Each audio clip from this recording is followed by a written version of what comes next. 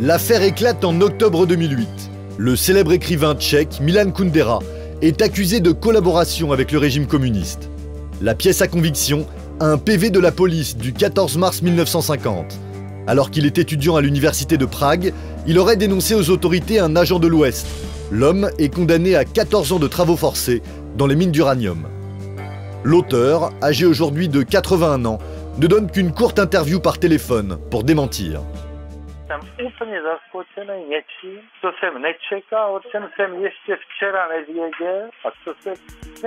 Ceux par qui le scandale arrive, un historien et un journaliste. Ils publient l'histoire dans le magazine d'investigation Respect. Eux n'ont aucun doute sur la véracité de l'affaire. Le titre, c'est la dénonciation de Milan Kundera. Dans beaucoup de curriculum vitae de personnalités importantes du pays, il y a des grands chapitres qui manquent. Et il s'agit évidemment de leur passé communiste. C'est le cas de Milan Kundera et de milliers d'autres. C'est pour cela que cette histoire a été si choquante pour la majorité des gens. A l'inverse, pour ceux qui soutiennent Milan Kundera, l'écrivain est victime d'une chasse aux sorcières. Son cas n'est pas isolé. En République tchèque, la mémoire devient un enjeu politique. Le PV qui incrimine Kundera est sorti de ce grand bâtiment au cœur de Prague, l'Institut de recherche sur les régimes totalitaires, créé il y a 2 ans. Un organisme chargé d'ouvrir totalement les archives du communisme. Voici une partie de nos archives, les archives des services secrets. Ça, c'est 1 mètre. En tout, on a 20 km d'archives. Si on compte en pages, 1 mètre représente 10 000 pages. Nous possédons donc 280 millions de pages. Fait unique dans l'ancien bloc soviétique, les documents les plus sensibles sont accessibles à tous et sans aucune limite. Des trésors pour les chercheurs. Ça, c'est un document en français.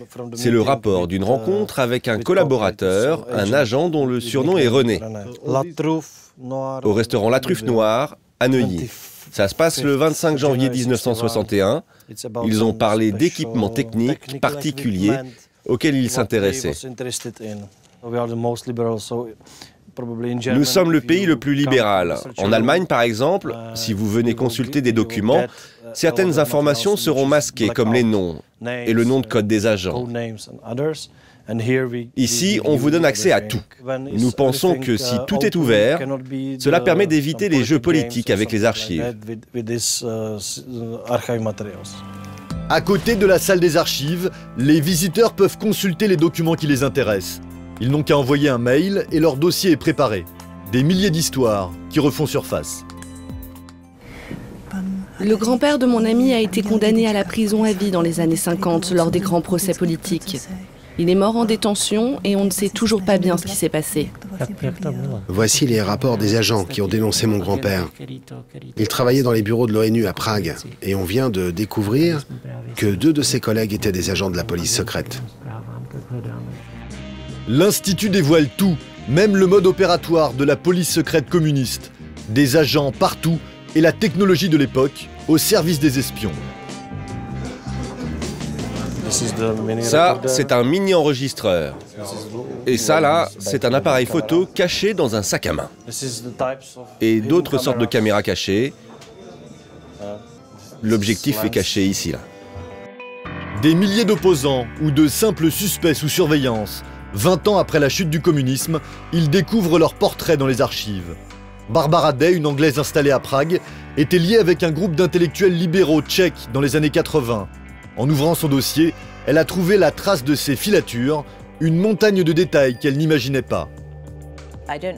J'ai appris que mon nom de code était Dora et que j'étais photographiée parce que soupçonnée d'activité criminelle. Là, j'attendais le tramway numéro 9. Parfois, l'agent me prenait de l'autre côté de la rue.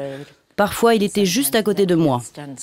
À 14h30, il est écrit que j'arrive à l'aéroport de Prague.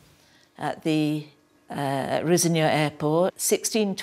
16h22, je porte une valise rouge au-dessus de mon épaule. Il fallait vivre en sachant qu'ils étaient là, à vous surveiller en permanence, et en même temps faire ce qu'on avait à faire sans prendre trop de risques.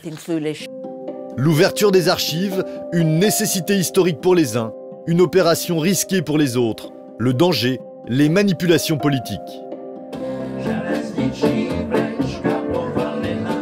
Un mois avant les législatives, le contrôle de la mémoire est au centre de la campagne.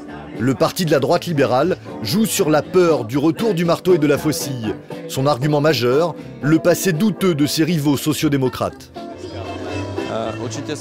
L'influence des communistes pourrait grandir dans le pays, je le crains.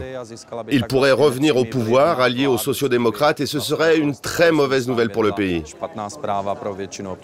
Les sociodémocrates ont peur de l'ouverture des archives parce que parmi eux, ils savent qu'il y a beaucoup d'anciens communistes. Réponse des sociodémocrates, la droite réécrit l'histoire. Pavel Plot, c'est une célébrité en République tchèque. J'ai quelque chose à vous montrer. C'est moi, quand je faisais du saut à ski. Plusieurs fois médaillé aux Jeux Olympiques, il se reconvertit dans la politique, dans les rangs de la gauche. Mais quelques mois après son élection au Parlement, son nom est publié sur Internet, dans une liste de contacts de la police secrète communiste. Le sportif à la retraite crie à la manipulation électorale. Quand j'étais sportif, je faisais beaucoup de voyages à l'étranger, à l'ouest, en France, en Allemagne, en Autriche et partout dans le monde. Bien évidemment, j'étais surveillé de près par la police secrète, mais je n'étais pas un agent. L'Institut publie des listes sans faire aucune distinction entre les collaborateurs et ceux qui étaient interrogés par la police secrète. Ils mettent tout le monde dans le même sac. Mon nom a été sorti une semaine seulement avant les élections régionales. On a quand même gagné, mais le but de la partie adverse était clairement de nous compromettre pour influencer les électeurs. Des dossiers utilisés comme arme politique pour salir les opposants. La manœuvre réveille les vieux démons de l'époque communiste. L'ancien champion de ski dépose plainte contre l'Institut. Une polémique de trop, le directeur est remercié, accusé d'être trop politisé. Son successeur, un universitaire, veut jouer la transparence. Les critiques qui ont visé l'Institut sont justifiées. La direction précédente nous a porté préjudice en révélant ce genre d'affaires. Notre rôle est de permettre de mieux connaître le passé, de rendre les archives accessibles, mais pas de rentrer dans une guerre des partis chargée par les uns de sortir des affaires contre ceux du parti d'en face. Une promesse difficile à tenir. Dans un pays infiltré à tous les niveaux par la police secrète au temps du communisme, des centaines de milliers de Tchèques peuvent être visés par l'ouverture des archives. Certains hommes politiques réclament la fermeture de l'Institut ou au minimum un contrôle plus strict des documents qui en sortent. Ici, le passé est douloureux et les comptes pas encore réglés.